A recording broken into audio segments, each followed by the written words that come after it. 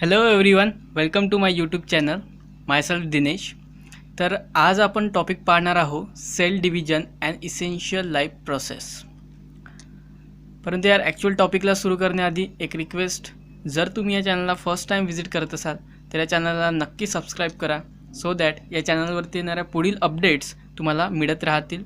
आणि व्हिडिओ आवडला तर त्याला नक्की लाईक करा आणि तुमच्या मित्रांसोबत देखील शेअर करा. तर आता आपला जो टॉपिक आहे तो आहे सेल डिव्हिजन. म्हणजेच काय, तर एक सेल जो आहे, आपली बॉडी सेल्सनी बनलेली आहे, बरोबर.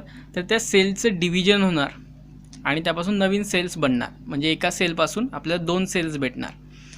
तर ही एक इम्पॉर्टंट लाईफ प्रोसेस आहे. का आहे तर ते सुद्धा डिस्कस करू. परंतु त्याआधी इथे तुम्हाला कॅन यू टेलमध्ये काही क्वेश्चन्स दिले आहे 5, ते आधी आपण घेऊ. तर पहिला क्वेश्चन आहे बघा की what happens to the cell of injured tissue. जे टिश्यू म्हणजे आता सेलपासून टिश्यू बनतात, बरोबर. तर जे टिश्यू इंज्युअर्ड झाले म्हणजे त्यांना जखम झाली आहे, तर त्यांच्या सेल्सना काय होतं मग. ओके, त्यांना जर जखम झाली असेल तर सेल्सना काय होतं. तर हे बघा पहिल्या क्वेश्चनचा आन्सर, की तिथले जे सेल्स आहेत त्यांना एकतर रिप्लेस केलं जातं किंवा रिपेअर केलं जातं. कारण जेव्हा तिथे जखम होते टिश्यूना तेव्हा त्या सेल्ससुद्धा तिथे डॅमेज होतात. ओके, तिथले जे सेल्स आहेत त्यांना डॅमेज होतं. तर अशावेळी काय केलं जातं की ते सेल्स एक तर पूर्णपणे रिप्लेस केले जातात, बदलवले जातात, किंवा त्यांना रिपेअर केलं जातं. ओके, दुरुस्त केलं जातं. परंतु सगळ्याच सेलच्या बाबतीत रिपेअरिंग करणं हे काही म्हणजे पॉसिबल नसतं, किंवा काही सेल्समधला रिप्लेससुद्धा करता येत नाही. मग अशावेळी काय केलं जातं तर नवीन फंक्शनल सेल्स तिथे ॲड केले जातात. ओके, नवीन फंक्शनल सेल्स तिथे ॲड केले जातात. आणि हे कशामुळे होतं तर this is because of cell division, जो की आपला टॉपिक आहे बघा. म्हणजे एका ठिकाणचे सेल जेव्हा डॅमेज होतात तर त्यांना बदलवायची किंवा दुरुस्त करायची गरज पडते. तर अशावेळी सेल डिव्हिजन, ओके, जे की मायटॉसिस आहे मेनली. ओके, सेल डिव्हिजनचे 2 टाईप्स आहे, एक मिओसिस, मायटॉसिस. काय आहे ते डिटेलमध्ये आपण या टॉपिकमध्ये पाहणार आहोत पुढे. तर इथे जो सेल डिव्हिजन होतं ते आहे मायटॉसिस. आता याच्यामुळे काय होतं तर एका सेलचे 2 सेल्स होतात आणि अशा प्रकारे जे मग इंज्युअर्ड सेल्स आहे त्यांची जागा नवीन सेल्स घेतात, जे की सेल डिव्हिजनमुळे फॉर्म झाले आहे. ओके, नेक्स्ट क्वेश्चन आहे बघा की whether new cells are form during healing of wound. एखादी जखम किंवा घाव बरा होत असताना नवीन सेल्स फॉर्म होतात का. तर आन्सर आहे येस, नवीन सेल्स फॉर्म होतात. ओके, अगेन ते कशामुळे तर सेल डिव्हिजनमुळे. म्हणजे एखादी जखम झाली तर तिथे जे जुने सेल्स आहेत ते आता डॅमेज झालेले आहे, तर त्यांच्या जागी नवीन सेल्स येतात. आणि ते कशामुळे होतात तर सेल डिव्हिजनमुळे. ओके, तर आता सेल डिव्हिजनचं इम्पॉर्टन्स तुम्हाला लक्षात येत असेल. तर येस, तिथे नवीन सेल्स फॉर्म होतात. ॲनिमल्समध्ये मायटॉसिसमुळे नवीन सेल्स फॉर्म होतात. ओके, कशामुळे होतात आणि तिथे सपोर्ट कनेक्टिव्ह टिश्यू पुरवतात. नवीन सेल्स जे आहेत ते तिथली घाव किंवा तो जखम भरून काढतात. ओके, आणि कनेक्टिव्ह टिश्यू त्या सर्व गोष्टींना सपोर्ट प्रोव्हाइड करतो. ओके, तर तेच तुम्ही प्लांट्समध्ये बघाल तर त्यांच्यामध्ये देखील मायटॉसिस होते आणि प्लांट्समध्ये असतात पॅरेन्कायमा सेल्स. आता हे पॅरेन्कायमा सेल्स जे आहेत त्यांचं होतं मायटॉसिस. ओके, मग हे जे पॅरेन्कायमा सेल्स आहेत ते ॲक्च्युली डिवाईड होतात. म्हणजे एका सेल्सचे 2 सेल, देन 2पासून पुन्हा आणखी, आणि अशा पद्धतीने जो काही घाव असेल तो भरला जातो. ओके, म्हणजे तिथे नवीन सेल्स ॲड होतात. तर हे नवीन सेल्स कुठून आले तर जे जुने सेल्स होते त्यांच्यापासूनच ॲक्च्युली सेल डिव्हिजन होऊन नवीन सेल्स फॉर्म झाले. ओके, नेक्स्ट क्वेश्चन आहे बघा, do the plants get injured when do we plug the flowers. How are those wounds healed. एखाद्या झाडाचं तुम्ही फूल तोडलं तर त्यांना इजा होते का. ऑब्व्हियसली यस, होते त्यांना इजा. मग त्यांची ती इजा कशी भरून काढली जाते, त्यांना ती झालेली जखम.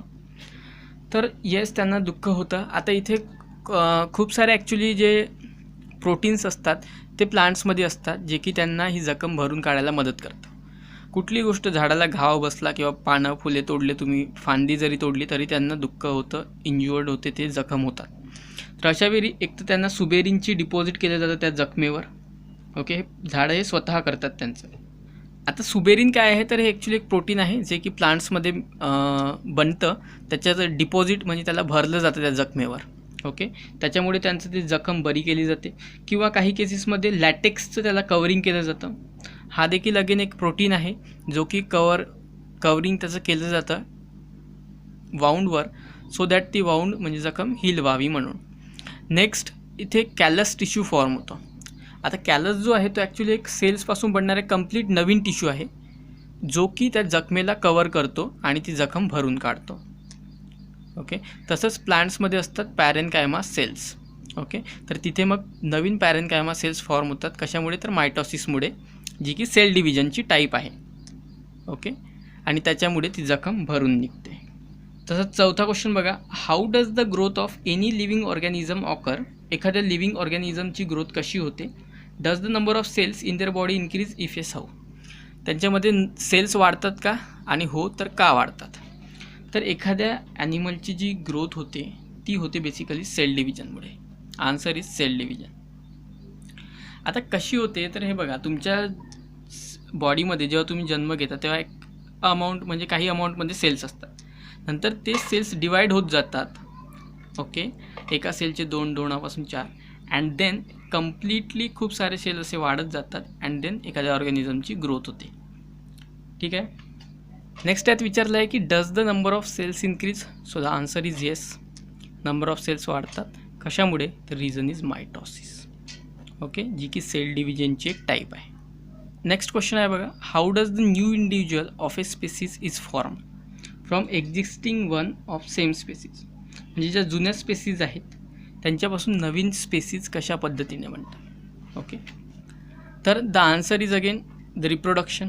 ठीक आहे, परंतु रिप्रोडक्शनमध्ये देखील जी इम्पॉर्टंट गोष्ट होते ती आहे सेल डिव्हिजनच. ओके, आणि तिथे जी सेल डिव्हिजन होते ती आहे मिओसिस. Okay, MEIOSIS, meiosis. ठीक आहे, म्हणजे एखादी नवीन स्पेसिस फॉर्म होण्यासाठी सुद्धा सेल डिव्हिजन इम्पॉर्टंट आहे. तर हे क्वेश्चन्स बेसिकली तुम्हाला पुस्तकात यासाठी दिलं आहे की तुम्हाला आता लक्षात आलं असेल की सेल डिव्हिजन किती इम्पॉर्टंट आहे. म्हणजे एखादा नवीन ऑर्गॅनिझम जरी फॉर्म व्हायचा असेल तरी सेल डिव्हिजन होणे गरजेचं आहे, जी की मिओसिसने होते. एखादी जखम किंवा तुटलेला पार्ट, बॉडी पार्ट जर जुडणे किंवा त्याला भरून काढणे ती जखम, त्यासाठी सुद्धा सेल डिव्हिजन गरजेची आहे. किंवा एखादी बॉडी समजा सडली असेल कुठला पार्ट, तर त्याला नवीन म्हणजे तो भाग पुन्हा डेव्हलप होण्यासाठी सुद्धा सेल डिव्हिजन इज इम्पॉर्टंट. ठीक आहे, तर म्हणून त्या नावच बघा, टॉपिकचं आपलं नाव आहे ॲन इसेन्शियल. इसेन्शियल म्हणजे खूप महत्त्वाची अशी. ओके, तर खूप महत्त्वाची अशी लाईफ प्रोसेस आहे सेल डिव्हिजन, जी की आता आपण स्टडी करणार आहोत. तर आता आपण येऊया आपल्या ॲक्च्युअल टॉपिककडे, that is cell division. Okay, तर आता सेल डिव्हिजन म्हणजे नेमकं काय?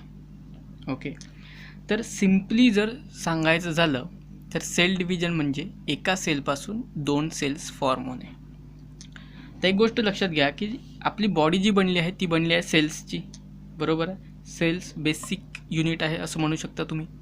तर एक गोष्ट लक्षात घ्या बघा की तुम्ही जेव्हा लहान होता ऑब्व्हियसली तुमच्यामध्ये नंबर ऑफ सेल्स कमी असणार, परंतु आता जेव्हा तुम्ही मोठे झाले आहे तेव्हा तुमच्याकडे नंबर ऑफ सेल्स वाढले.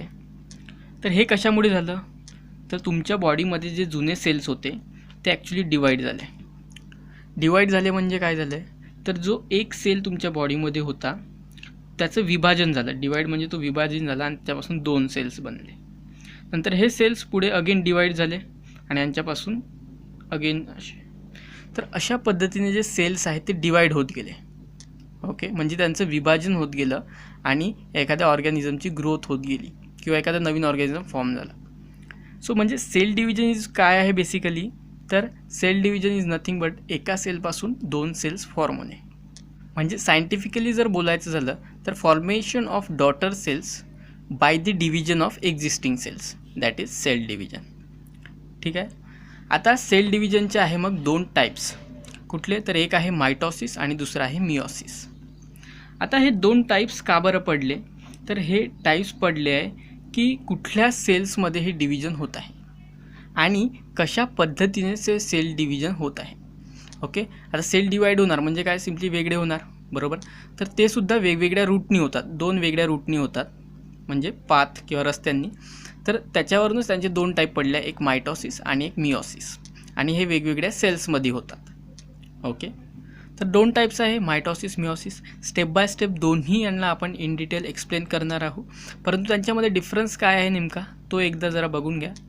हा डिफरन्स ॲक्च्युली तुम्ही लिहून घ्या वाटल्यास, आणि हा टॉपिक झाल्यानंतर हा डिफरन्स तुम्हाला आणखी चांगल्या पद्धतीने कळेल. सो आत्ता जस्ट एक ओव्हरव्ह्यू करून घेऊ आपण. तर बघा, ॲक्च्युली जी मायटॉसिस होते ती होते सोमॅटिक सेल्स आणि स्टेम सेल्समध्ये. आता सोमॅटिक आणि स्टेम सेल्स म्हणजे काय? तर सोमॅटिक सेल्स म्हणजे आपल्या बॉडीमध्ये जे काही सर्व सेल्स आपल्या हातात पायात आहे किंवा इतर ऑर्गन्समध्ये आहे ते सर्व आहे सोमॅटिक सेल्स. ओके. आणि स्टेम सेल्स म्हणजे असे सेल्स की ज्यांच्यापासून एक नवीन सेल फॉर्म होण्याची त्यांच्यात ॲबिलिटी असते. ओके. सोमॅटिक सेल्स हे डिवाईड होतात, परंतु स्टेम सेल्सपासून कम्प्लिटली नवीन सेल फॉर्म होतो. ओके. तर तेच मिओसिस जर बघाल तर हे होतं जर्म सेल्समध्ये. आता जर्म सेल्स कुठले आहे? ओके. तर जर्म सेल्स म्हणजे असे सेल्स की ज्यांच्यापासून गमेट्स फॉर्म होतात. ओके. जर मेलमध्ये तुम्ही म्हणाल तर मेलमध्ये गमेट्स असतात स्पर्म्स, बरोबर, आणि फिमेलमध्ये असतात एग्ज. ठीक आहे. तर हे गमेट्स फॉर्म होतात जर्म सेल्सपासून. ओके. म्हणजे आता तुम्हाला बघा की ही जी मिओसिस ॲक्च्युली होते ती होते रिप्रोडक्शनच्या वेळी. ओके. म्हणजे एका स्पेसिसपासून नवीन स्पेसिस जेव्हा फॉर्म होतं तेव्हा जी सेल डिव्हिजनची प्रोसेस होते किंवा एखादा नवीन स्पेसिस फॉर्म होतो तेव्हा ॲक्च्युली होते मिओसिस, जी की फक्त जर्म सेल्समध्ये होते. ओके. आणि मायटॉसिस हे बाकी मग सर्व इतर जे सेल्स आहे बॉडीमध्ये, ओके, जसं की वाउंड हिलिंग आपण म्हटलं आत्ता, तर या सर्वांमध्ये मग सोमॅटिक सेल्स होतात. ओके. आणि अशा ठिकाणी की जिथे सेल आता रिप्लेस करणे वगैरे पॉसिबल नाही, तर त्यावेळी मग कंप्लीट तिथे एखादा नवीन ऑर्गन किंवा टिश्यूज बनवावा लागतो. तर अशावेळी मग स्टेम सेल्स त्यांच्यामध्ये मायटॉसिस होते. ओके. आता मायटॉसिसमध्ये जे डॉटर सेल्स फॉर्म होतात, म्हणजे एकापासून दोन जे फॉर्म होतात त्यांना डॉटर सेल्स म्हणतात. तर जे डॉटर सेल्स फॉर्म होतात ते आयडेंटिकल असतात, कारण ते सिम्पली आपली जस्ट बॉडीमध्ये एका सेलपासून दुसरे सेल फॉर्म होणार. ओके. दिस आर सोमॅटिक सेल्स. परंतु ते जर मिओसिसमध्ये बघाल तर इथे ॲक्च्युली नवीन एखादा स्पेसिस बनत आहे, तर तिथे स्पर्म आणि एगचे जे कॅरेक्टर्स आहेत ते ॲक्च्युली मिक्स होतात आणि त्यामुळे नॉन आयडेंटिकल डॉटर सेल्स इथे फॉर्म होतात. ओके. मायटॉसिस मग कशासाठी हेल्पफुल आहे? तर growth and development of body, बरोबर आहे. आणि तेच मिओसिस बघाल तर इथे गमेट फॉर्मेशन. ओके. गमेट फॉर्मेशनसाठी हे हेल्पफुल आहे. ही ॲक्च्युली एक 1 स्टेज प्रोसेस आहे, म्हणजे एकाच स्टेजमध्ये होते, आणि ही 2 स्टेज प्रोसेस आहे. का बरं? तर आता आपण स्टडी करणारच आहोत त्याला डिटेलमध्ये. तर आता आपण सुरू करूया आपल्या ॲक्च्युअल टॉपिक, दॅट इज मायटॉसिसला. ओके. Cell division. परंतु त्याआधी तुम्हाला एक बॅकग्राऊंड माहिती असला पाहिजे की ॲक्च्युली एखाद्या सेलमध्ये काय असतं बघा. तर ही जर समजा सपोज सेल असेल तर त्याच्यामध्ये असतो न्यूक्लियस, बरोबर, आणि न्यूक्लियसमध्ये असतात क्रोमोझोम्स, बरोबर. तर ॲक्च्युली जेव्हा मग सेल डिव्हिजन होते तेव्हा ॲक्च्युली काय होतं, तर हा न्यूक्लियससुद्धा डिवाईड होतो आणि याचं जे सायटोप्लाझम आहे ते सुद्धा डिवाईड होतं आणि जेनेटिक मटेरियलसुद्धा डिवाईड होतं.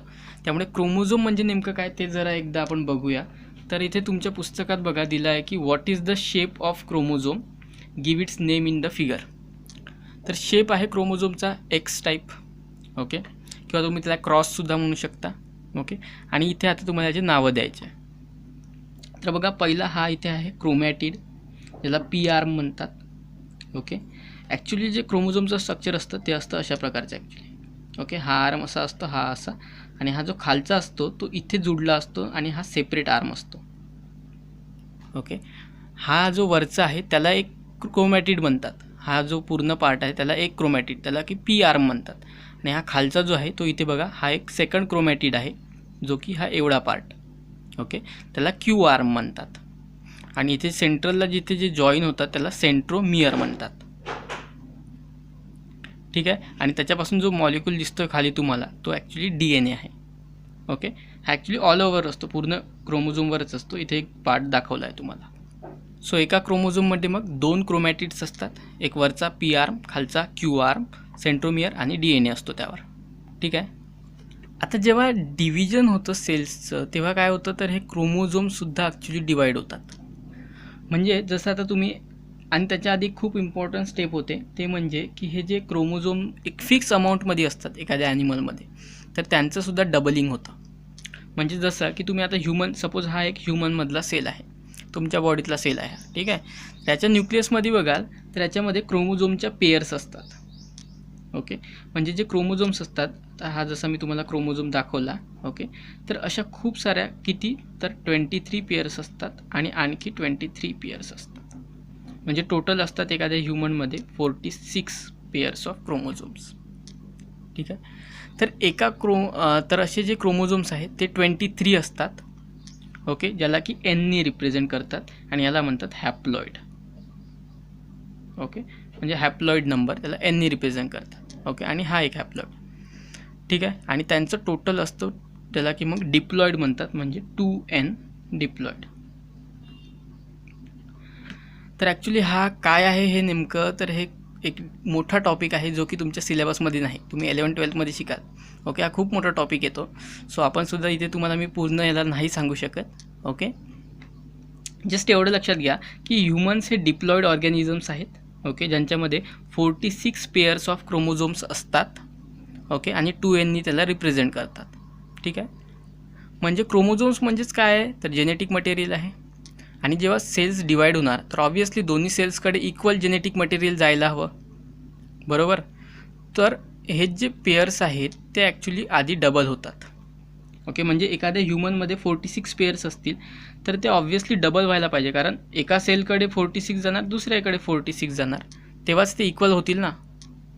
म्हणजे बघा, हा सेल सपोज डिवाईड होणार असेल तर याच्यापासून जे सेल्स नवीन फॉर्म होतील त्यांच्याकडे सुद्धा जेनेटिक मटेरियल सेम असायला हवं, बरोबर. म्हणजे याच्याकडे जर 46 असेल क्रोमोझोम्स तर जो नवीन सेल फॉर्म होणार त्याच्याकडेही 46 आणि दुसरा होणार त्याच्याकडेही 46, बरोबर. 2 सेल्स फॉर्म होणार. परंतु याच्याकडे तर 46च आहे, मग दोघांकडे सारखं कसं जाणार. तर हा काय करतो, आधीच त्याच्याकडे जे क्रोमोझोम नंबर आहे त्याला डबल करतो. ओके, म्हणजे याच्याकडे जर 46 ज्याला की आपण 2nनी रिप्रेझेंट करतो, तर हा 2n जो आहे तो 4nमध्ये कन्वर्ट केला जातो. ओके, म्हणजे त्याला डबल केलं जातं आणि नंतर यातला 2n इकडे आणि यातला 2n या सेलकडे दिला जातो. ठीक आहे. म्हणजे ही जी मायटॉसिस आणि मिओसिस ह्या दोन्ही प्रोसेसेसच्या आधी जे सेलमधलं जे जेनेटिक मटेरियल आहे किंवा नंबर ऑफ क्रोमोझोम्स आहे ते डबल होतात. ठीक आहे. आणि हे झाल्यानंतर मग ॲक्च्युली सुरुवात होते मायटॉसिस प्रोसेसला. ओके, किंवा मिओसिस जर होत असेल तर मिओसिस प्रोसेसला. परंतु त्याआधी तिथलं जे जेनेटिक मटेरियल आहे त्या सेलमधलं ते डबल होतं. ओके, मग आता मायटॉसिस काय आहे, तर सोमॅटिक सेल्समध्ये होते किंवा स्टेम सेलमध्ये होते, बरोबर. आणि ही 2 स्टेप्समध्ये होते. याच्या आधी बघा मी तुम्हाला काय सांगितलं आहे की डिव्हिजन, इथे बघा मी लिहिलं आहे 1 स्टेज. ओके, स्टेज म्हणजे ती एकाच सरीने कंप्लीट प्रोसेस होते. ओके, परंतु हे आपल्याला समजावं यासाठी मी 2 स्टेप्स म्हटलं आहे बघा. ओके, स्टेप बाय स्टेप आपण शिकवत आहोत. ओके, म्हणून त्याला आपण जस्ट सिम्प्लिसिटीसाठी 2 स्टेपमध्ये डिवाईड केलं आहे. ओके, परंतु होती ती ॲक्च्युली कंप्लीट प्रोसेस एकाच सरीने होते, अशी थांबत वगैरे काही नाही. परंतु हे समजावं म्हणून जस्ट आपण 2 स्टेप्स तुमच्या पुस्तकात दिल्या म्हणून मी सुद्धा घेतलं आहे. ओके, सो मग ह्या 2 स्टेप्स कुठल्या आहे मायटॉसिसमध्ये, तर पहिलं आहे कॅरिओकायनेसिस, सेकंड आहे सायटोकायनेसिस. आता कॅरिओकायनेसिस म्हणजे काय, तर कॅरिओकायनेसिस म्हणजे न्यूक्लिअर डिव्हिजन, बरोबर. कारण सेलमध्ये असतो न्यूक्लियस, तर आधी हा न्यूक्लियस डिवाईड होतो आणि त्यानंतर सायटोकायनेसिस म्हणजे हा मग सायटोप्लाझम डिवाईड होतो. ओके, म्हणजे आधी न्यूक्लियसचं डिव्हिजन होणार आणि जे जेनेटिक मटेरियल आहे ते दोन्ही सेल्सकडे सारखं येणार आणि त्यानंतर त्याचा वरचा जो सायटोप्लाझम आहे तोही डिवाईड होणार आणि 2 नवीन सेल्स फॉर्म होणार. ठीक आहे. आता हा जो शब्द आहे बेसिकली हा लॅटिन शब्द आहे. कॅरिऑन म्हणजे लॅटिनमध्ये न्यूक्लियस होतो आणि कायनेसिस म्हणजे डिव्हिजन होते त्यांचं, तर न्यूक्लिअर डिव्हिजन. तसंच सायटोप्लाझमसाठी त्याला सायटॉन म्हणतात, तर सायटॉन म्हणजे सायटोप्लाझम, कायनेसिस म्हणजे डिव्हिजन. ओके, तर सगळ्यात आधी जे होतं ते आहे मग कॅरिओकायनेसिस, जे की आता आपण पाहणार आहोत. तर कॅरिओकायनेसिसमध्ये 4 स्टेप्स आहेत. ओके, पहिली आहे प्रोफेज, दुसरी आहे मेटाफेज, तिसरी आहे ॲनाफेज आणि चौथी आहे टिलोफेज. ठीक आहे. आता यात न्यूक्लियस डिवाईड होणार ऑब्व्हियसली. तर यात होतं काय बघा, जर एखादा हा सपोज न्यूक्लियस आहे तर त्यात जे क्रोमोझोम्स असतात ते ॲक्च्युली थिन असतात. ओके, असे एकदम सुतासारखे असे अवतीभोवती पसरलेले असतात. हा न्यूक्लियस आहे जो मी काढला आहे तो. ओके, सेल याचा मोठा असणार. ठीक आहे, जस्ट न्यूक्लियस काढलं. त्यातले जे क्रोमोझोम्स असतात ते अस्ताव्यस्त पसरलेले असतात. मग हे अशा एक शेपमध्ये येतात ज्याला की कंडेन्सेशन प्रोसेस म्हणतात. ठीक आहे. तर प्रोफेजमध्ये क्रोमोझोम्सचं कंडेन्सेशन होतं आणि हा जो सेल आहे तो नंतर त्याचे जे हे आहे क्रोमोझोम्स ते अशा प्रकारे नंतर कंडेन्स व्हायला सुरुवात होते. ओके, आणि ते थिक आणि शॉर्ट बनतात. इथे बघा खूप थिन आहे म्हणजे पातळ आहे, तर नंतर तेच असे थिक व्हायला सुरुवात होते. आणि इथेच याच्या न्यूक्लियसपाशी असतात सेंट्रिओल्स. ओके, हे एक ऑर्गॅनेल आहे जे की सेलमध्ये असतात. तर हे सेंट्रिओल्स डुप्लिकेट होतात. आधी एकच असतो यांच्याकडे आणि त्याच्यानंतर त्याचे 2 फॉर्म होतात. ठीक आहे, तर डुप्लिकेट होतात आणि 2 अपोजिट पोल्सला मूव्ह होतात. हा इकडे जातो सेलच्या या भागाकडे आणि हा इकडे जातो सेलच्या ह्या भागाकडे. ओके, 2 अपोजिट पोल्सला. ठीक आहे, आणि जी न्यूक्लिअर मेम्ब्रेन आहे आणि न्यूक्लिओलस तो सुद्धा डिसॅपिअर व्हायला लागतो. हा न्यूक्लियस असेल तर याच्यामध्ये असते ही आउटर मेम्ब्रेन म्हणजे न्यूक्लिअर मेम्ब्रेन. याच्यामध्ये असतो एक छोटा न्यूक्लियसचा सेंटर. तर तो सुद्धा हळूहळू दिसेनासा म्हणजे डिसॅपिअर व्हायला लागतो आणि ही न्यूक्लिअर मेम्ब्रेनसुद्धा हळूहळू दिसेनासी किंवा गायब व्हायला सुरुवात होते.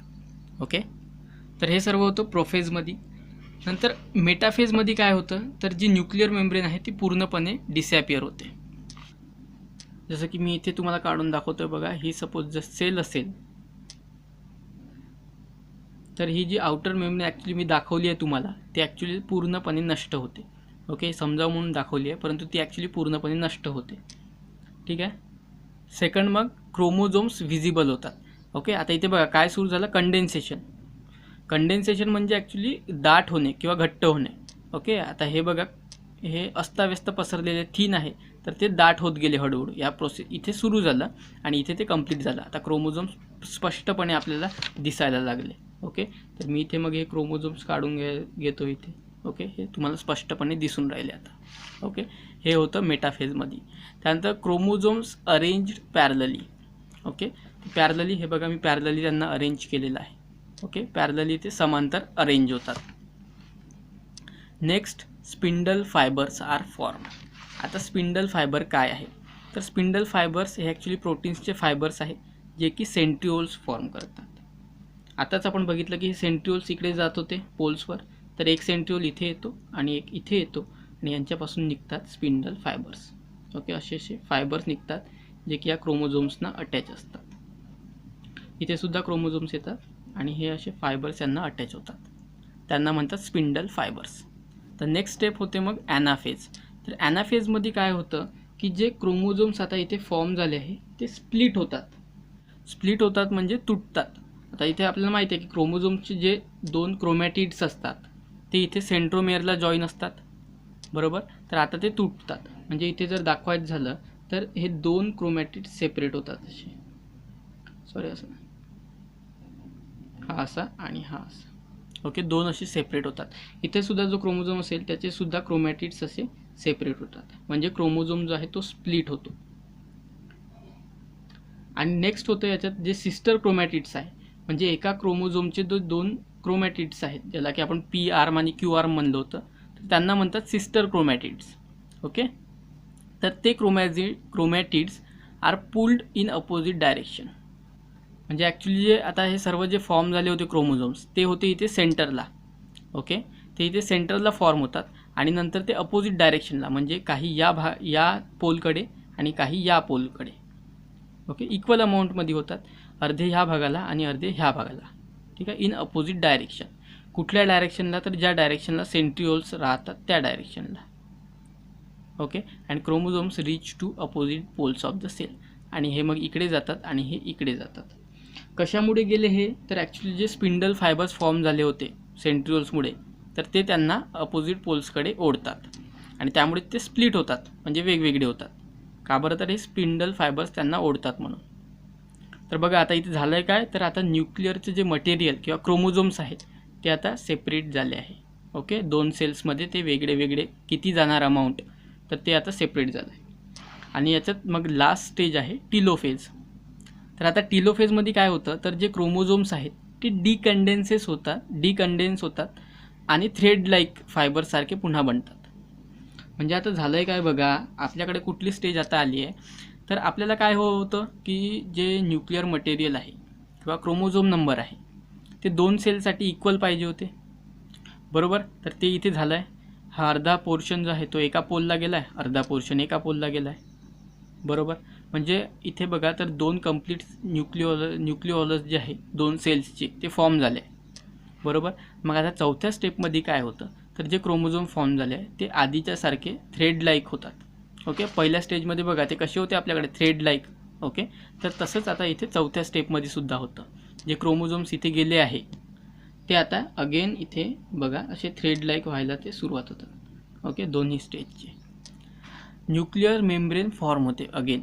ओके, आता इथे बघा हा कम्प्लिटली इथे एक न्यूक्लिअर मेम्ब्रेन फॉर्म होते आणि इथे सुद्धा एक कम्प्लीट नवीन न्यूक्लिअर मेम्ब्रेन फॉर्म होते, जी की आधी डिसॅपियर झाली होती. त्यानंतर मग 2 डॉटर न्यूक्लिया फॉर्म होतात आणि स्पिंडल फायबर डिसॅपियर होतात. बरोबर, जे स्पिंडल फायबर इथे होते आपल्याकडे ते सुद्धा जे नाहीसे होतात. ओके, नष्ट होतात आणि इथे कम्प्लिटली मग 2 डॉटर न्यूक्लिया फॉर्म होतात. ओके, याचंच पुढे रूपांतर मग एक हा डॉटर न्यूक्लिया याचे वेगळे क्रोमोझोम्स असणार आणि इथे एक डॉटर न्यूक्लिया फॉर्म होणार ज्याच्याकडे त्याचे वेगवेगळे क्रोमोझोम्स असणार. तर अशा पद्धतीने ॲक्च्युली काय होतं की एका सेलपासून 2 न्यूक्लिओलस आधी म्हणजे न्यूक्लियस आधी डिवाईड होतात, ज्याला की कॅरिओकायनेसिस म्हणतात. तर ह्या त्याच्या 4 स्टेप्स आहेत बेसिकली. कशा पद्धतीने ते होत जातात हे स्टेप वाईज आपण इथे समजून घेतलं. ओके, पुस्तकात सुद्धा तुम्हाला स्टेप वाईज ते दिलेलं आहे 4 स्टेजेस. आता नेक्स्ट जे याच्यात होतं ते आहे मग कॅरिओकायनेसिस. तर कॅरिओकायनेसिस म्हणजे काय, तर आता कुठे आलो आहे आपण बघा. आपण हा जो सेल आहे जो आपल्याकडे आहे त्यातला जो न्यूक्लियस आहे तो आता 2 त्याच्यापासून डॉटर न्यूक्लिया फॉर्म झाले आहे. बरोबर, ह्या स्टेजवर आलो आहे आपण. मग आता नेक्स्ट जी स्टेज होणार ती होणार कॅरिओकायनेसिस. म्हणजे हा सायटोप्लाझम जो आहे तो इथून असा कम्प्लिटली डिवाईड होणार आणि म्हणजे मग आपल्याला असे टोटल 2 नवीन सेल्स, हा याचा न्यूक्लियस आणि हा याचा न्यूक्लियस असे फॉर्म होणार. तर त्याला काय सायटोकायनेसिस म्हणतात. ओके, तर ॲनिमल्समध्ये जर बघाल तर एक नॉच फॉर्म होते. बरोबर, ॲनिमल सेल्स कसा असतो तर अशा प्रकारचा स्क्वेअर शेप ॲनिमल सेल्स असतो. बरोबर, तर ॲनिमल सेलमध्ये काय होतं तर हा न्यूक्लियस आता इकडे एक फॉर्म झाला आहे, हा इकडे एक फॉर्म झाला आहे. तर ही जी प्लेट आहे याला म्हणतात इक्विटोरियल प्लेट. तर ह्या इक्विटोरियल प्लेटला इथे एक नॉच होते, म्हणजे एक खडगी म्हणू शकता, आणि इथे एक खडगी फॉर्म होते नॉच. ठीक आहे, आणि ही पुढे मग अंदर अशी ग्रॅज्युअली डीप होत जाते आणि अशा प्रकारे मग 2 नवीन सेल्स फॉर्म होतात. कशा पद्धतीने तर सायटोप्लाझमच्या डिव्हिजनने. ओके, सायटोप्लाझम डिवाईड होतो आणि 2 नवीन सेल्स फॉर्म होतात. तर तेच तुम्ही प्लांट्समध्ये जर बघाल तर प्लांट्समध्ये सेल प्लेट फॉर्म होते. ओके, म्हणजे ॲक्च्युली अशी प्लेट फॉर्म होते जी की इथून सेंटरपासून सुरू होऊन ती बाहेर निघते. ओके, तर ॲनिमल्समध्ये नॉच फॉर्म होते आणि इक्विटोरियल प्लेनवर, आणि ती ग्रॅज्युअली डिपेंड होत जाते, आतमध्ये जाते आणि 2 सेल्स फॉर्म होतात किंवा सायटोप्लाझम डिवाईड होतो. तर प्लांटमध्ये सेल प्लेट फॉर्म होते. ओके, आणि ती सुद्धा सेम, फक्त सेल प्लेटमध्ये काय होतं की जी प्लांट सेल आहे तिथे अशा पद्धतीने न्यूक्लियस फॉर्म होतात आणि सेल प्लेट जी आहे ती इथे सेंटरला फॉर्म होते आणि इथून नंतर सेंटरपासून ती पुढे अशी निघत जाते आणि असे 2 सेलमधलं जे सायटोप्लाझम आहे ते डिवाईड होते आणि 2 नवीन सेल्स फॉर्म होतात, ज्यांना की आपण डॉटर सेल्स म्हणतो. ओके, आणि अशा पद्धतीने एका सेलचे 2 सेल्स होतात मायटॉसिसमध्ये.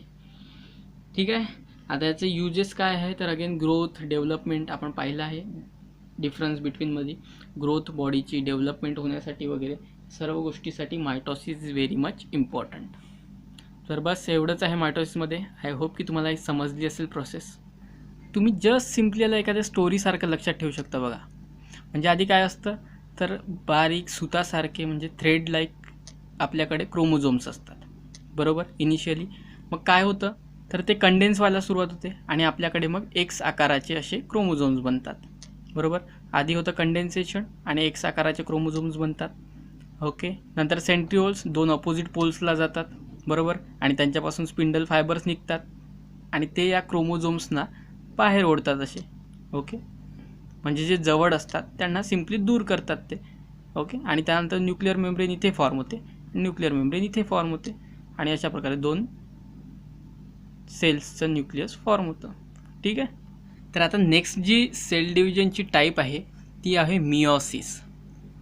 आता ॲक्च्युली ही जी मिओसिस आहे ती मायटॉसिसपेक्षा देखील खूप लांब प्रोसेस आहे, परंतु तुमच्या सिलेबसमध्ये जर बघाल तर ती मायटॉसिसपेक्षा सुद्धा खूप कमी स्टेजेसमध्ये तुम्हाला दिली आहे. जस्ट इथे तुम्हाला 4 ओळी दिल्या आहे त्याच्या, आणि इकडे मागे बघाल तर इथे तुम्हाला त्याच्या काही ओळी दिल्या आहे. जेव्हा की ही प्रोसेस मायटॉसिसपेक्षा जवळपास दुप्पट लांब आहे आणि त्याचं एक्सप्लेनेशनसुद्धा जवळपास तेवढंच मोठं आहे. कारण ही जी मिओसिस प्रोसेस आहे ती ॲक्च्युली दोन स्टेजेसमध्ये होणारी प्रोसेस आहे. त्यात मिओसिस पार्ट 1 आणि मिओसिस पार्ट 2 होतात. हे बघा, ही मिओसिस पार्ट 1 आणि मिओसिस पार्ट 2 जस्ट तुम्हाला डायग्राम दिले आहे आणि एक्सप्लेनेशन खूप कमी दिलं आहे. तर तेच तुम्ही इथे मायटॉसिसमध्ये बघाल तर इथे ही सिंगल स्टेज प्रोसेस आहे आणि चारही prophase, metaphase, anaphase, telophase continuously होतात. ओके, प्रॉपर एक्सप्लेनेशनसुद्धा आलं आहे त्यांचं.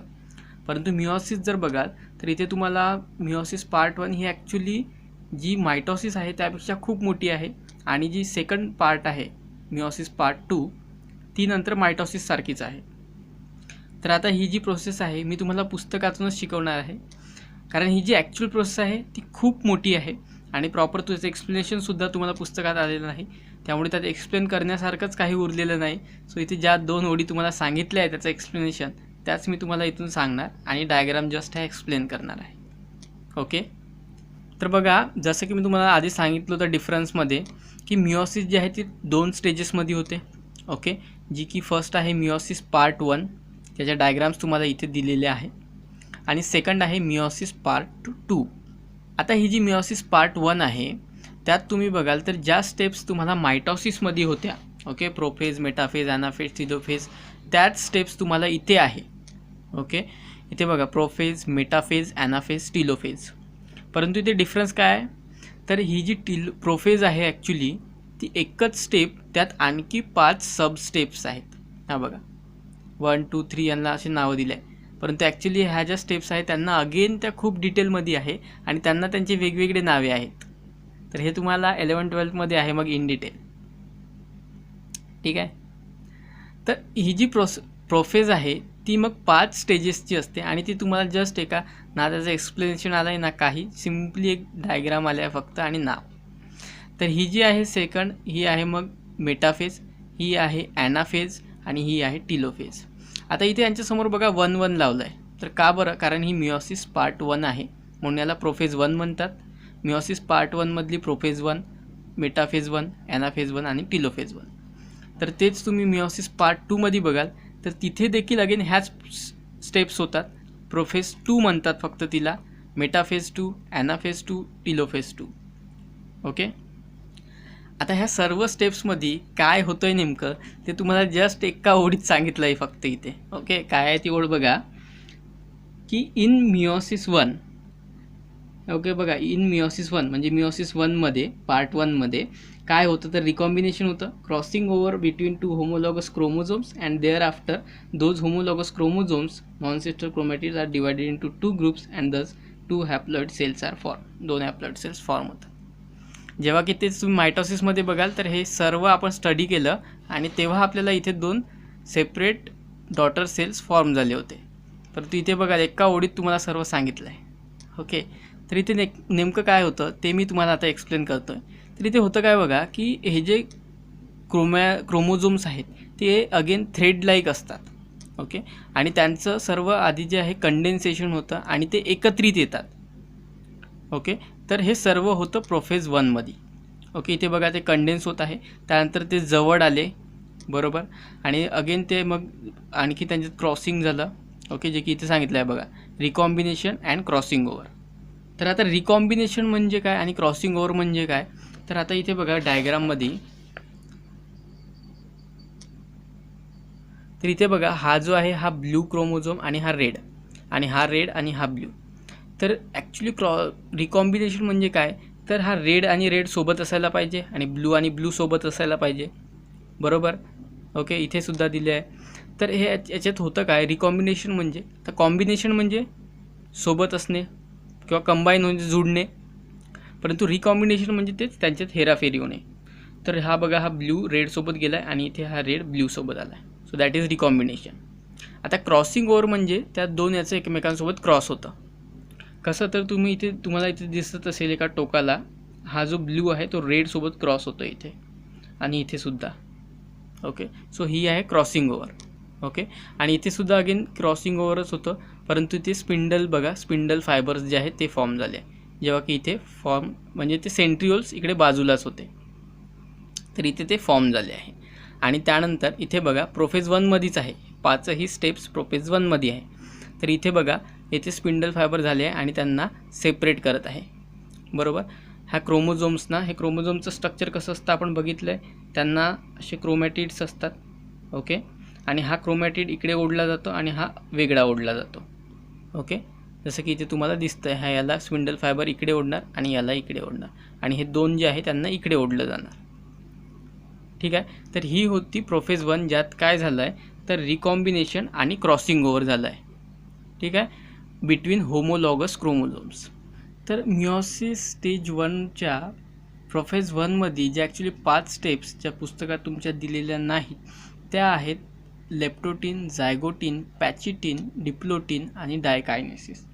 तिथे जे नंबरिंग केलं आहे त्या स्टेपचे नावे आहेत जे की तुमच्या पुस्तकात आलेले नाही, ओके. तर आता ह्या स्टेप्समध्ये काय होतं ते मी तुम्हाला थोडक्यात डायग्रामच्याद्वारे सांगणार आहे. तुम्ही वाटल्यास माझ्या एक्सप्लेनेशनमधल्या 1-2 ओळीसुद्धा तिथे ॲड करू शकता, ओके. तर हे बघा पहिली जी स्टेप होती लेप्टोटीन, त्यात काय होतं तर जे न्यूक्लियसमधलं जे क्रोमोझोमल मटेरियल आहे, तर हा जर सपोज न्यूक्लियस असेल तर ते क्रोमोझोम्स असे अस्ताव्यस्त पसरले असतात, थिन थ्रेड लाईक स्ट्रक्चर असतात. तर ते कंडेन्सेशन होतं त्यांचं सुरू, आणि ते कंडेन्स व्हायला सुरुवात होते, म्हणजे आता ते क्रोमोझोम्ससारखे बनायला अशी सुरुवात होते, ओके. तर ते कंडेन्स होतात. तर सिम्पली हेच गोष्ट या लेप्टोटीन फेजमध्ये किंवा स्टेजमध्ये होते. ते कंडेन्स व्हायला सुरुवात होतात आणि हा जो न्यूक्लिअर एन्व्हलप आहे त्याला ते चिकटून असतात थोडेफार, ओके. आणि खूप हे जी स्टेज आहे खूप शॉर्ट लाईफ असते, खूप लवकर ही संपत असते, कारण एकच काम आहे, जस्ट त्यांचं कंडेन्सेशन इथे सुरू होतं. नेक्स्ट आहे बघा झायगोटीन. तर आता ह्या स्टेजमध्ये काय होतं तर हा जो न्यूक्लियस आहे आणि जे क्रोमोझोम्स आहेत ते फॉर्म झाले आहे त्यांचं ॲक्च्युली इथे होतं एक सिनॅप्सिस, ओके. आता सिनॅप्सिस म्हणजे काय तर सिनॅप्सिस म्हणजे जे क्रोमोझोम्स आता फॉर्म झाले आहे इथे ते जवळ येतात, ओके. आता हे 2 झाले, आणखी इथे 2 असे क्रोमोझोम्स फॉर्म होतात आणि हे जुळतात एकमेकांना, ठीक आहे. आणि जे वेगवेगळे क्रोमोझोम्स आहेत, जसं की मी सांगितलं आहे तुम्हाला याआधी आपल्याकडे 2 सेट्स असतात, तर यातला जो पहिला जो आहे हा सेट हा याला जुळणार आणि याचा हा याला जुळणार, ओके. हे जवळ येणार, तर हा आणि हा जवळ येणार, ओके. म्हणजे अपोजिट जे आहे ते जवळ येणार. That is nothing but the synapsis, okay. So synapsis of homologous chromosomes begins, ठीक आहे. आता नेक्स्ट जी स्टेप आहे ती आहे मग पॅचिटीन. आता पॅचिटीन ही इम्पॉर्टंट स्टेप आहे, का बरं, कारण आता जो इथे तुमच्याकडे जो सिनॅप्सिस झाला आहे ज्यात ते होमोलॉगस क्रोमोझोमचे जे सिस्टर क्रोमॅटिड आहे ते जवळ आले, आता होतं इथे क्रॉसिंग ओव्हर. म्हणजे काय होतं तर हा सपोज जो क्रोमोझोम आहे तो याच्या लगतच्या क्रोमोझोमचा जो हा एंड आहे तो याच्यासोबत असा क्रॉस होतो, ओके. क्रॉस होतो म्हणजेच काय होतं तर इथे त्यांच्यामधली जी जेनेटिक इन्फॉर्मेशन आहे ती एकमेकांकडे ट्रान्सफर होते. So that is nothing but the crossing over, okay. आणि इथे जेनेटिक इन्फॉर्मेशन जी आहे ती ट्रान्सफर होते, त्यामुळे जे नवीन जे डॉटर सेल्स फॉर्म होतात ते एकमेकांपासून डिफरंट असतात, ओके. आता नेक्स्ट आहे बघा डिप्लोटीन. तर डिप्लोटीनमध्ये काय होतं तर जो न्यूक्लियस आहे तर आता हे जे स्ट्रक्चर जे फॉर्म होतं ते आणखी घट्ट होतं आणि याला नंतर इथे नाव दिलं जातं एक, त्याला म्हणतात कायझमा, ओके. इथे अटॅच असतात याला म्हणतात कायझमा, ठीक आहे. सो तुम्ही आज सिम्पली लिहू शकता की कायझमा फॉर्मेशन ऑकर्स, ओके. तर इथे कायझमा फॉर्म होतं आणि त्यानंतर इथेच तो सेपरेटसुद्धा होतो, ओके. सो कायझमा जो आहे तो फॉर्म होतो आणि जे क्रोमोझोमसुद्धा आहे ते एकमेकांपासून मग दूर जायला सुरुवात होते किंवा त्यांचं मायग्रेशन होतं सिम्पली. आणि आता लास्ट स्टेज आहे बघा डायकायनेसिस. तर डायकायनेसिसमध्ये काय होतं तर हा जो न्यूक्लियस आहे त्याची जी न्यूक्लियस जी मेम्ब्रेन आहे ती डिसॅपियर व्हायला सुरुवात होते, हळूहळू ती नाहीशी होते, okay.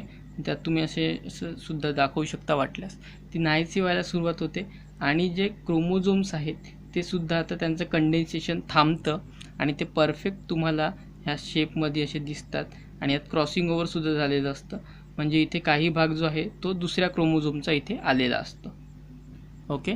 So this is the डायकायनेसिस.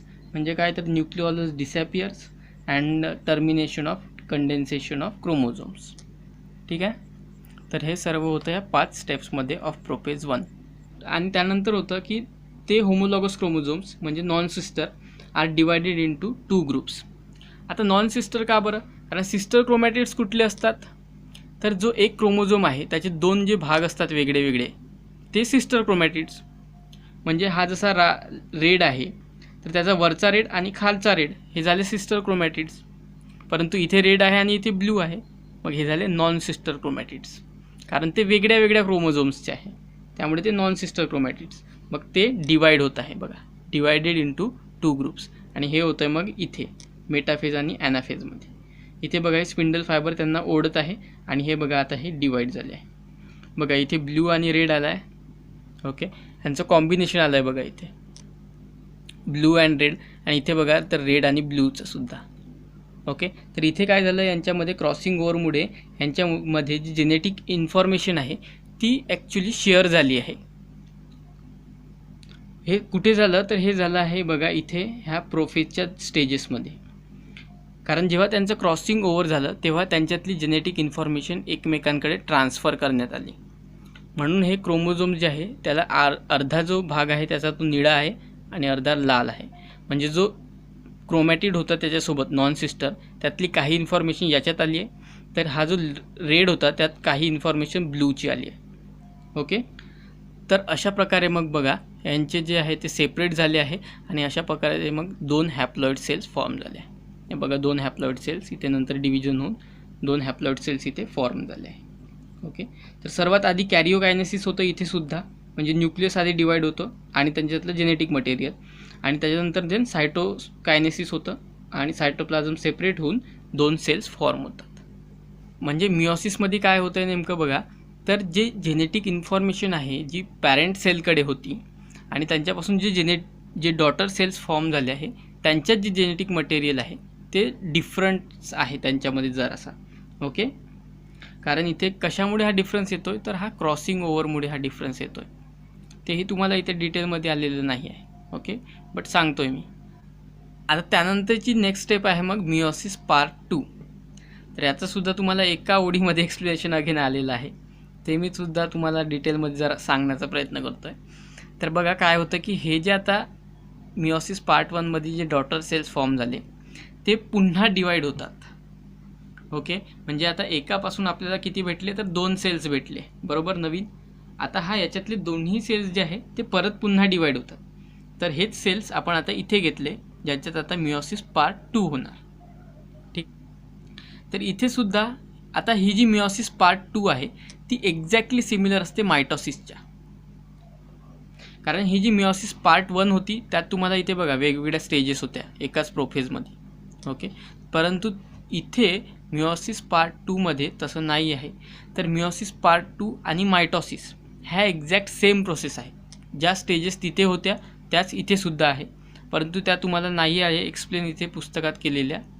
So मी तुम्हाला जस्ट त्या सांगतो आहे. तर इथे सुद्धा काय होतं बघा, अगेन हा आपण एक सेल कन्सिडर केला तर इथले बघा इथे सुद्धा जे क्रोमोझोम्स आहेत ते इथे स्पिंडल फायबर्सनी इकडे पोल्सकडे अट्रॅक्ट केले जात आहे. आणि ते बघा काय होतं आहे, तर पुढे त्यांचं इथे डिव्हिजन होत आहे. ओके, हे इकडे ओढले गेले आणि हे इकडे ओढले गेले आणि अगेन त्यांच्यातले जेनेटिक मटेरियल जे आहे सेपरेट झालं आणि म्हणजेच कॅरिओकायनेसिस झालं आणि नंतर सायटोकायनेसिस होऊन 2 पुन्हा त्यांच्यापासून सेल्स फॉर्म झाले. सो प्रोफेज 2, मेटाफेज 2, ॲनाफेज 2 आणि टीलोफेज 2 ज्या ॲक्टिव्हिटीज तुम्हाला इथे दिसल्या होत्या मायटॉसिसमधले त्याच तुम्हाला सेम इथे मिओसिस पार्ट 2मध्ये सुद्धा होतात. ओके, त्यामुळे मिओसिस पार्ट 2 आणि मायटॉसिस ह्या दोन्हीही सेम प्रोसेसेस आहे किंवा जवळपास सारख्याच प्रोसेसेस आहेत. ओके, म्हणजे आता झालं आहे काय बघा मिओसिसमध्ये, तर तुम्हाला एका सेलपासून किती सेल्स भेटले आता, तर टोटल 4 सेल्स भेटले. ओके, तुम्ही सुरुवातीला एकच सेल घेतला आणि त्या एका सेलच्या आधी 2 झाले मिओसिस पार्ट 1मध्ये आणि मिओसिस पार्ट 2मध्ये त्या 2 पासून आणखी 4 झाले. ओके, सो एका सेलचे तुम्हाला 4 सेल्स भेटत आहे. आणि इथे आता एक इम्पॉर्टंट गोष्ट लक्षात घेण्यासारखी काय आहे बघा, की जसं मी तुम्हाला आधी सांगितलं की एखाद्या सेलमध्ये जे जेनेटिक मटेरियल किंवा नंबर ऑफ क्रोमोझोम्स असतात ते असतात डिप्लॉइड ह्युमनच्या केसमध्ये. ओके, ह्युमन्समध्ये ते असतात डिप्लॉइड म्हणजे ज्याला आपण 2n रिप्रेझेंट करतो.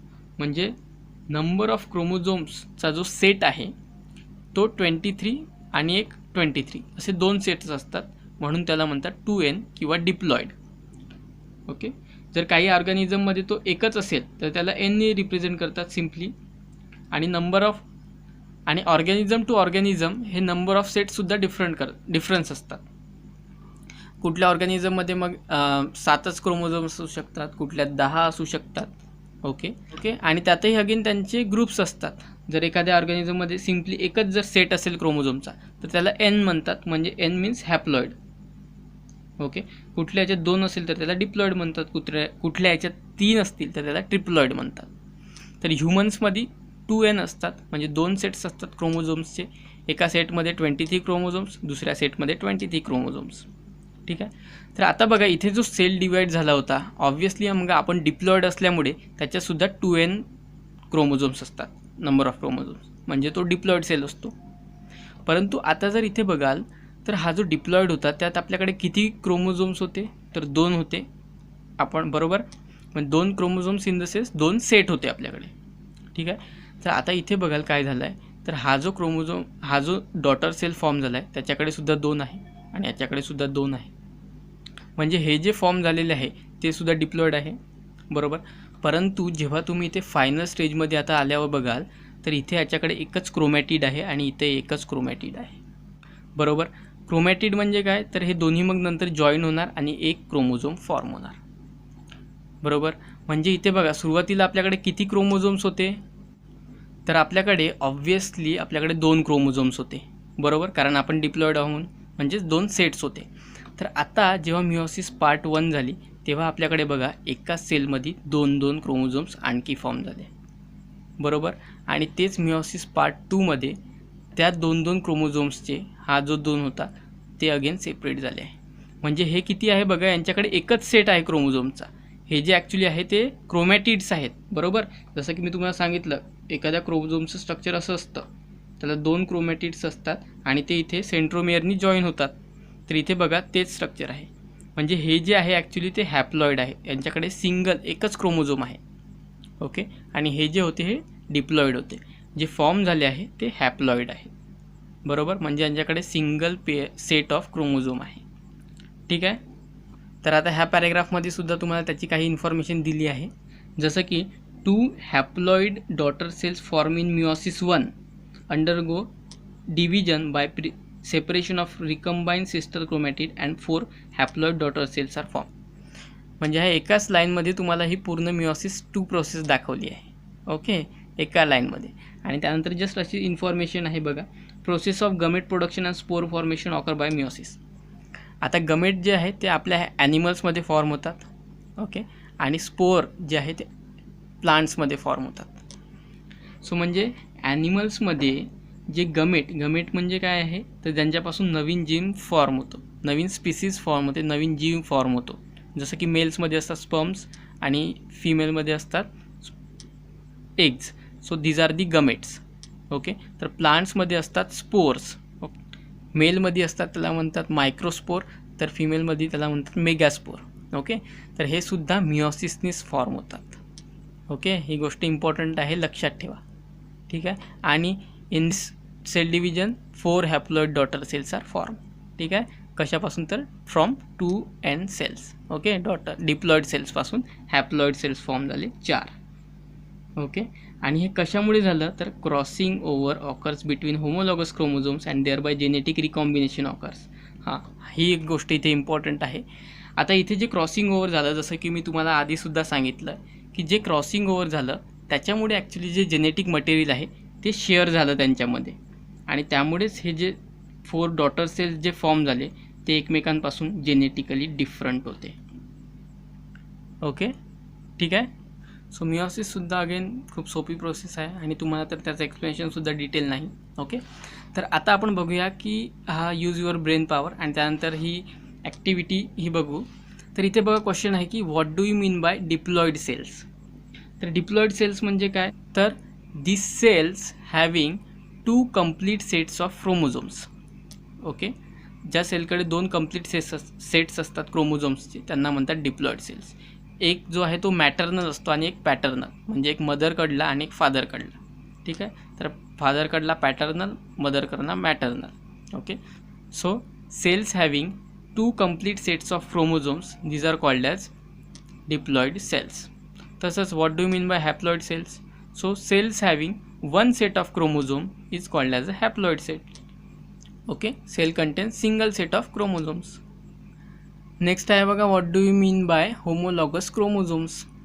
तर जसं की मी तुम्हाला सांगितलं आहे की एका सेलमध्ये 2 सेट्स असतात, बरोबर. तर एक जो असतो तो असतो फादरकडला आणि एक असतो मदरकडला. ठीक आहे.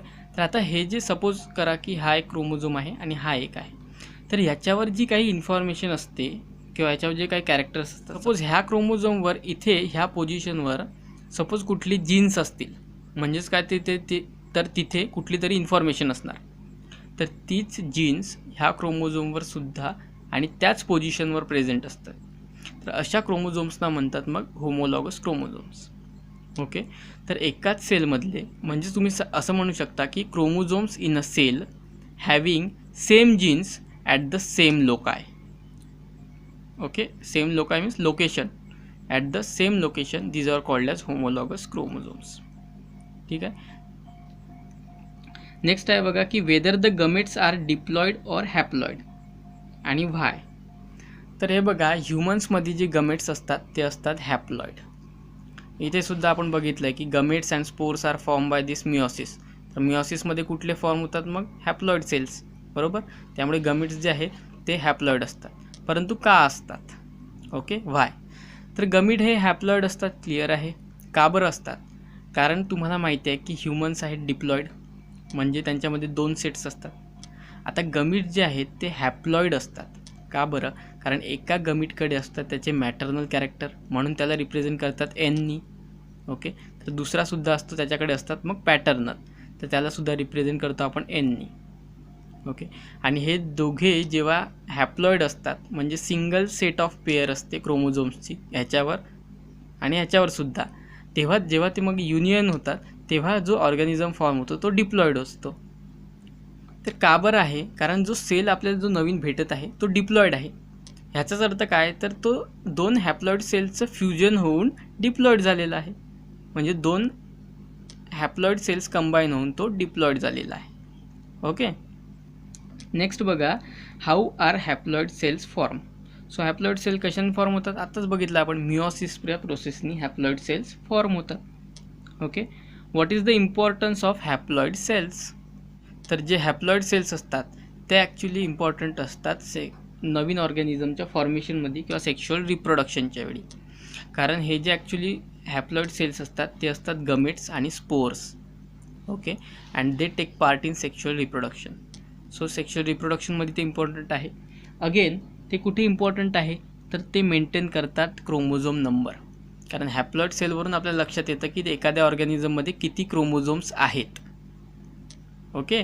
तर haploid cell indicates the chromosome number किंवा they helps us to maintain the chromosome number. ठीक आहे. तर आता ही ॲक्टिव्हिटी काय आहे ती आता बघूया. त्यात सिम्पली काही नाही करायचं. याच्यात तुम्हाला ॲक्च्युली मायटॉसिस आणि मिओसिस ज्या प्रोसेसेस आहे त्या तुम्हाला एका ओनियन म्हणजे कांदा, तो कांद्याचे रूट्स आहेत त्यांच्यामध्ये त्या प्रोसेसेस होताना कंपाऊंड मायक्रोस्कोपच्या खाली बघायचे आहे. तर यात काय करायचं आहे, तुम्हाला एक कांदा घ्यायचा आणि त्याला कुठल्याही अशा भांड्यात, आता इथे यांनी कोनिकल फ्लास्क घेतली आहे, परंतु असं काही नाही, तुम्ही सिम्पली एखादा कप वगैरे घेऊन त्यात पाणी ठेवायचं आणि त्या कांद्याला तिथे ठेवायचं की जेणेकरून त्याचा जो खालचा भाग आहे तो पाण्याला टच होणार, म्हणजे त्याला पाणी भेटल्यानंतर त्याचे जे मुळं आहे ते ग्रो होणार. ठीक आहे.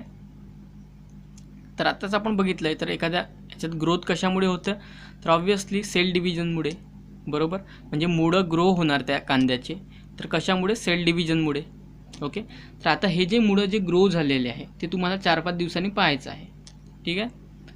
4-5 दिवस तो कांदा तिथे ठेवायचा पाण्यामध्ये, त्याचे मुळं वाढणार, नंतर तो काढायचा आणि त्यांच्या मुळांना तोडायचं आणि एका मुळाला पकडून त्याला ब्लेडच्या सहाय्याने त्याचे बारीक असे पीसेस करायचे. ओके. आणि ते जे पीसेस आहे ते अगेन एका वॉच ग्लासमध्ये घ्यायचे आणि त्यात आयोडीनचे ड्रॉप्स टाकायचे. कशासाठी? तर ॲक्च्युली आयोडीनच्या ड्रॉप्समुळे ते जे पीसेस आहेत ते तुम्हाला क्लिअरली दिसतील आणि ते वॉशसुद्धा होतील. आणि अगेन त्याला नंतर वॉटर ड्रॉप टाकून केअरफुली वॉश करायचं, त्यांना धुवून टाकायचं आणि नंतर त्यावर एक स्लीट ठेवायची. ठीक आहे, फोर्सेपच्या मदतीने, आणि त्याला जस्ट कंपाऊंड मायक्रोस्कोपच्या खाली ठेवून ऑब्झर्व करायचं. तर तुम्हाला दिसणार त्यात अशा डायग्राम्स ज्या की इथे दाखवल्या आहे. तिथे तुम्हाला ॲक्च्युली जी सेल डिव्हिजन आत्तापर्यंत आपण जे बोलत होतो ते तुम्हाला ॲक्च्युली होताना दिसेल. ओके, ह्या त्याच्या डायग्राम तुम्हाला दाखवल्या आहे आणि ह्या तुम्हाला कंपाऊंड मायक्रोस्कोपच्या डायग्राम दाखवल्या आहे, ॲक्च्युअल होताना दिसतील त्या. ओके, तर सिम्पली हाच एक्सपेरिमेंट आहे. आता कंपाऊंड मायक्रोस्कोप असेल तर तुम्ही हे करू शकता, अदरवाईज काहीच नाही. ओके, तर बस एवढंच आहे आणि हा चॅप्टर इथे संपतो आहे आता. जर तुम्हाला माझं शिकवणं आवडलं असेल तर चॅनलला नक्की सबस्क्राईब करा, व्हिडिओला लाईक करा आणि तुमच्या मित्रांसोबतसुद्धा नक्की शेअर करा. Okay, so thanks for watching. See you in next video.